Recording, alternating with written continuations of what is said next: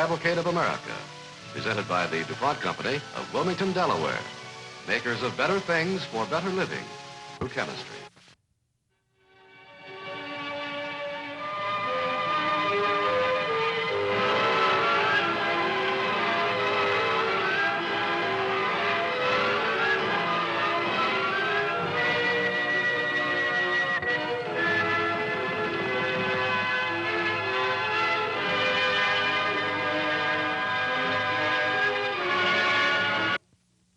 '57 was little more than the country east of the Mississippi together with a distant colonial settlement called California.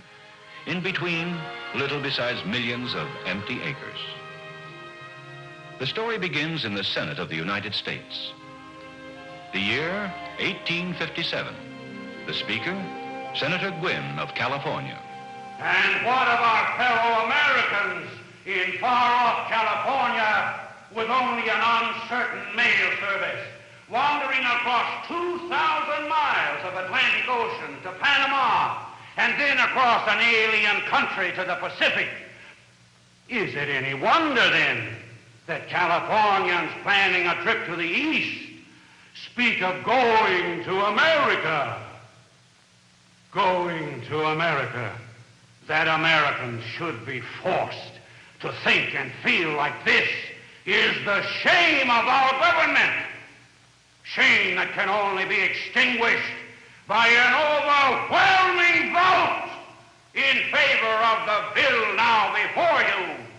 A bill which establishes a speedy overland mail route across America and entirely within American territory.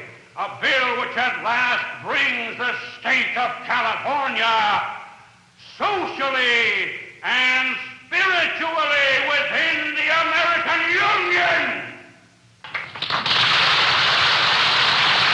And be it enacted that the Postmaster General be, and he is hereby authorized to contract for the conveyance of the entire letter mail from such point on the Mississippi River as the contractors may select to San Francisco in the state of California. Senator, inasmuch as you are the godfather, so to speak, of this entire project, it gives me great satisfaction to introduce to you Mr. John Butterfield, whose bid for the overland mail service I accepted this morning. Mr. Butterfield. Very honored, Senator. Destiny has chosen you to be a great benefactor to California, Mr. Butterfield. And a great convenience to me, too. Next time I come to Washington, Mr. Butterfield's coaches will whisk me through in just a couple of weeks. Not as fast as that, I'm afraid, sir. Why not? The schedule for St. Louis calls for 25 days. 25 days? Why, that's 4 weeks to New York. That's very little faster than the ocean mail today. Yes, sir, but... Butterfield has been in the staging business for very many years, Senator, and when he says he can make the distance in less, I'm inclined to accept his word for it. Well, I do not, Mr. Postmaster. 25 days for 1,900 miles. 2,800 miles, sir. I have crossed the Overland Trail 7 times, Mr. Butterfield. It is 1,900 miles from San Francisco to Westport Landing. Yes, sir, by the Overland Trail, sir. Senator, the route that I have selected as Postmaster General is not the Overland Trail. Then in heaven's name, what is it? Oh. This here's the route, Senator. Now I understand you perfectly. A southern route. Almost 1,000 miles longer, but a southern route. Gentlemen, I know about staging, I know about horseflesh, but I don't know anything about politics. So with your kind permission, I will take my leave. Mr. Butterfield, as an expert in these things, do you think that is the proper route to California?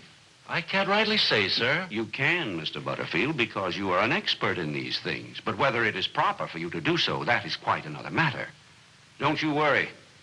You get the mail through on time. I'll take care of the route and the politics. Thank you, sir. Good day, sir. Good day, Butterfield. Wonderful character, Butterfield. Drove a stage out of Albany when he was 16 years of age. Why did you not choose the Overland Trail? Well, there's many disadvantages, Senator. In the first place, there's the Indians. There are Indians on every route across America. And on the Overland Trail, there's also the snow. Now, I've been informed that the winter snow in the Sierras would make staging extremely hazardous. Mr. Brown, Let us be open about this. You were thinking neither of the Indians nor of the snow. And you were thinking far beyond just the location of a mail route. Because you know that where the mail goes, the telegraph goes, and the railroad goes, and the route that you choose sets the entire pattern for the development of the West. Yes, Senator, we all know that. You were choosing this route for one reason only, to ensure that our country shall be opened up by the southern states exclusively. Mr. Brown, you are postmaster, not of the southern states, but of the United States of America. And it should not be a question of the South against the North, or of your prejudices or your preferences, but simply a question of what is best for America. What is best, in your opinion? That the West should be opened up as speedily and efficiently as possible. And this can only be accomplished if we set aside politics and select the natural highway across America, the Overland Trail. Well, I'm right sorry you don't agree with me, Senator, but your opinion won't matter now because the contract for the mail route was signed this morning. I see.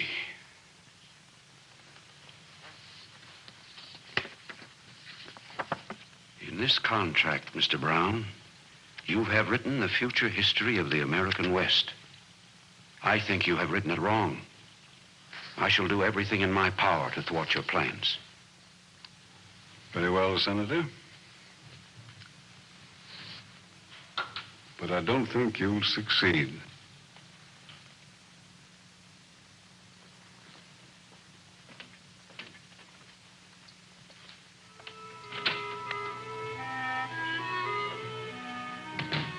And at first, Senator Gwynn did not succeed. In spite of violent opposition, the Butterfield Overland Mail began. The New York press dubbed its meanderings the Great Oxbow Route, and the Chicago Tribune condemned it as one of the greatest swindles ever perpetrated on the country. And a reporter from a St. Louis paper was sent to a wagon train on the prairie to interview the man who perhaps knew most about the Overland Trail, Alexander Majors. Know what today is? Sunday, sir. I don't hold with working on the Sabbath. As you see, I rest my wagon trains on this day.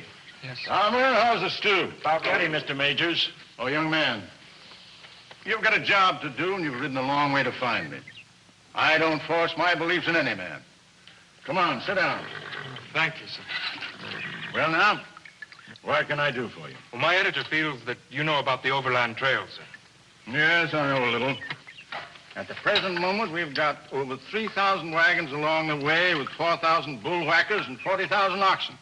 And we're running coaches as far as Pike's Peak besides. Well, I don't know Broadway and State Street. Don't think I'd like 'em even if I did. But you can safely say I know the Overland Trail.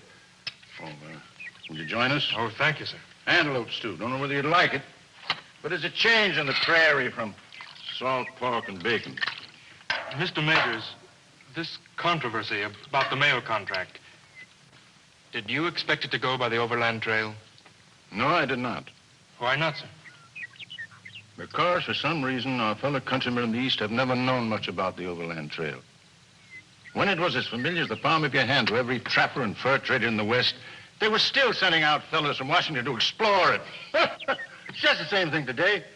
Do you think any man jack can believe that in this year we're transporting across America 12 million pounds of freight?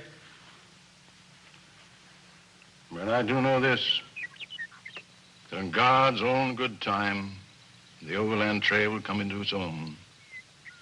And the United States mail will pass across the very spot where we're now sitting. And the telegraph, and the railroad, and civilization. Because God made the Overland Trail the great natural highway across America. We cannot long defy him. Doesn't politics enter into it too, sir? Of course it does, but God's hand must be in politics, too. Though I must say, sometimes it's hard to believe. Now, young man, don't you talk to me about politics. I don't know anything about it. I wear frontier clothes, and it's my partner wears city suits and handles politics, Bill Russell. That's the man you ought to talk to in Washington. Come in. Hello, Senator. I don't have to ask why you're here, When you arrive, it's always because you've had an idea for getting the mail on the Overland Trail. Well, it's a good one this time, Russell, but it depends on you. Have some coffee and tell me about it. Thanks. I've given up hope of doing anything through Congress. There's only a minority against us, but the Southerners are organized and they're determined. And a determined minority is hard to beat. I've decided to appeal to a higher court, the court of public opinion. You politicians are always appealing to that court in your speeches. But how does it work? How do you make that court take action? In this case, you can make it work by doing something so spectacular and so dramatic that the public will demand the Overland Trail. Go on, Senator. The spectacular and dramatic always fascinate me. That's what my partners complain about. I couldn't sleep last night, Russell, so I started reading this book. History of China from the earliest times. Very interesting. Very interesting, especially the part about Genghis Khan. Did you know, Russell, that Genghis Khan's courier service in the 12th century was very much faster than anything we have in the West today? That's a fact. With Genghis Khan's system, he could have covered the overland route in 2 weeks. Well, if Genghis Khan could do it in 2 weeks, Russell, Majors, and Waddell can do it in 10 days. What was the system? Very simple. No lumbering 6-horse coaches. You don't need that just for letters. Relays of ponies, bred for speed, every 10 miles or so, with light, daring young men to ride them night and day at a full gallop. Russell, I want you to start a Pony Express across America. Pony Express? Pony Express. Senator, I told you, the spectacular and dramatic always fascinate me. Have determined to establish a Pony Express to California, commencing the 3rd of April. Time, 10 days.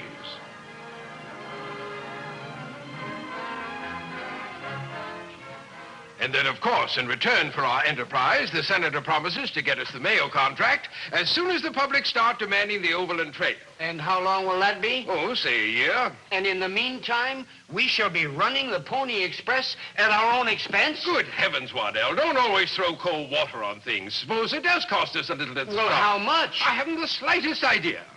Well, then you'd better start thinking. Do you know how much the government pays Butterfield to keep him going? I have the figures here. It works out at $60 for every letter.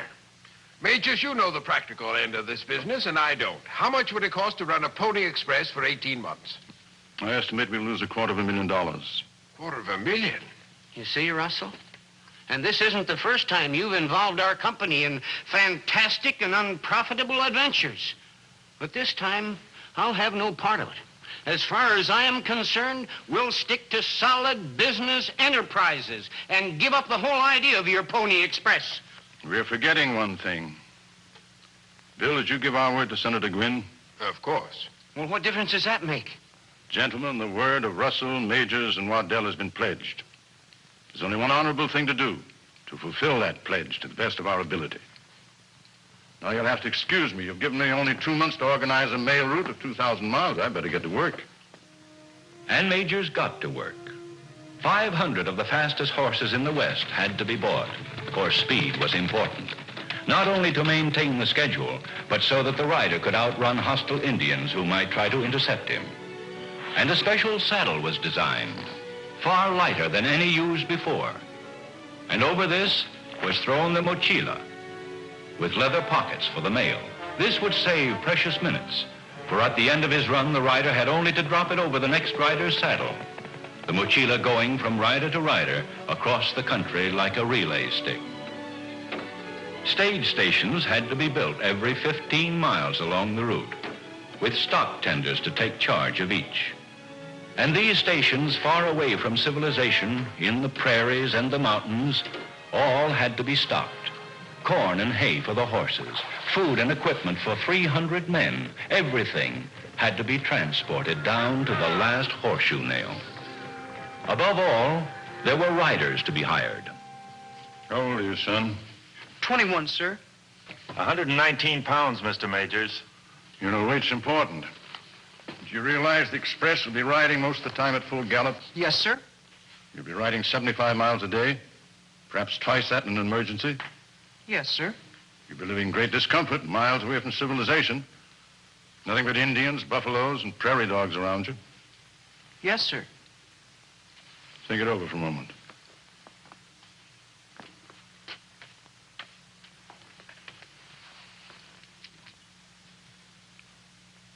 Still want to ride the express? More than anything in the world, sir. Good for you, my boy. Raise your right hand. Read that. I do hereby swear before the great and living God that while I am in the employ of Russell, Majors, and Waddell, I will not use profane language, that I will not drink intoxicating liquors, that I will not treat animals cruelly, nor do anything else that is incompatible with the conduct of a gentleman, and that I will bear true and faithful allegiance to the United States of America. So help me God. So help you God. On April 3rd, 1860, 49 letters left St. Joseph, Missouri by the first Pony Express. For 10 days and 10 nights, those 49 letters were galloped across America, pausing only momentarily as horse or rider was changed. Across the wide Missouri, and then into the valley of the Platte River, happy hunting ground of the fur trappers who lived with the beaver because men in the East had to have beaver hats. Past tiny frontier settlements, growing fewer and sparser as each mile was galloped off along the trail. Then to Julesburg, last trading post before what was called the Great American Desert. After Julesburg, only Indian country. Hundreds of miles of open plains with no living creature besides Indian train slowly setting its course to California. Then the steep climb up the Defiant Rockies and through Utah territory, past Brigham Young's courageous outpost, the only real town in the 2,000 miles between the Missouri and California. Then down into the Great Basin of the Washoe, a murderous desert still uncharted and not yet christened Nevada. And on to Carson City, a city still so small that at their dances the whole population can only muster 3 sets for a quadrille. Then up once again, past the threatening furies of the snow-covered Sierra Nevadas, terrifying and implacable, until on the 10th day, the 49 letters begin at last to descend the sunny Pacific slope, through gay Placerville and the fertile Sacramento, and on to the one and only San Francisco. San Francisco went wild, for the Pony Express had cut time in 2, and San Francisco was now only half as far from the rest of America as it had been the day before. And this had been achieved entirely by the individual enterprise of 3 men, by the determination of Senator, by the enthusiasm of William Russell, and the patient labor of Alexander Majors.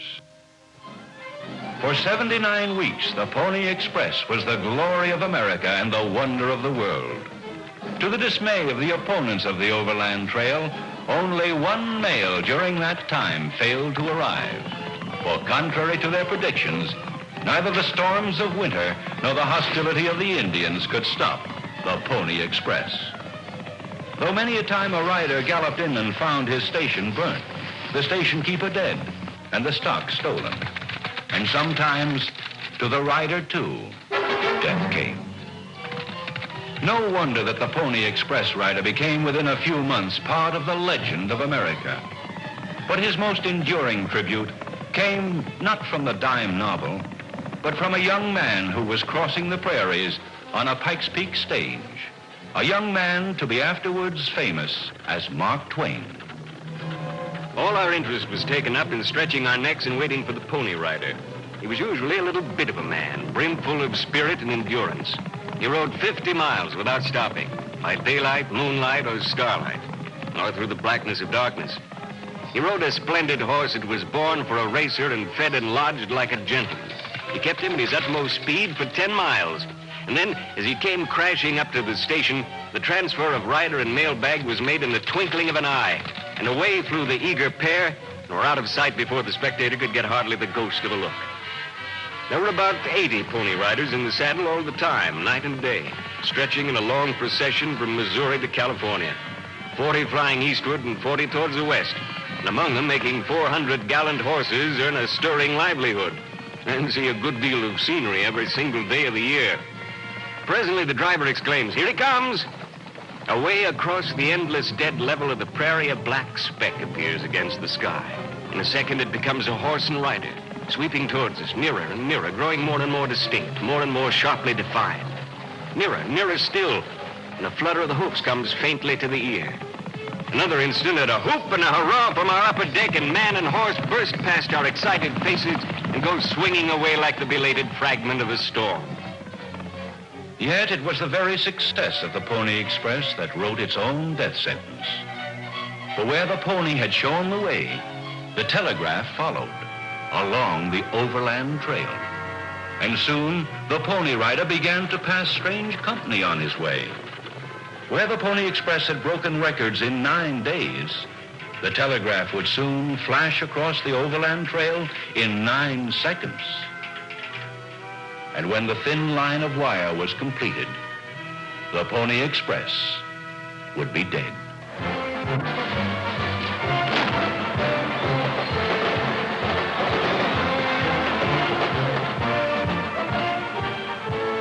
I've just sent my first telegram across America. To all stations, in consequence of the completion of overland telegraph, discontinue immediately Pony Express service. Do you want to know how much it has cost us? Just as Majors warned you it would, almost exactly $250,000. So that's the end of the Pony Express. No, it may be just the beginning. We kept our word. We showed our countrymen God's great highway across America. Because of the Pony Express, we now have the telegraph, and after the telegraph will come the railroad, and whatever new forms of transportation our future generations may invent. And in those desolate wastes where our wagon trains corral, there'll be prosperous farms, flourishing cities, American homes. No, I don't think America will ever forget the Pony Express.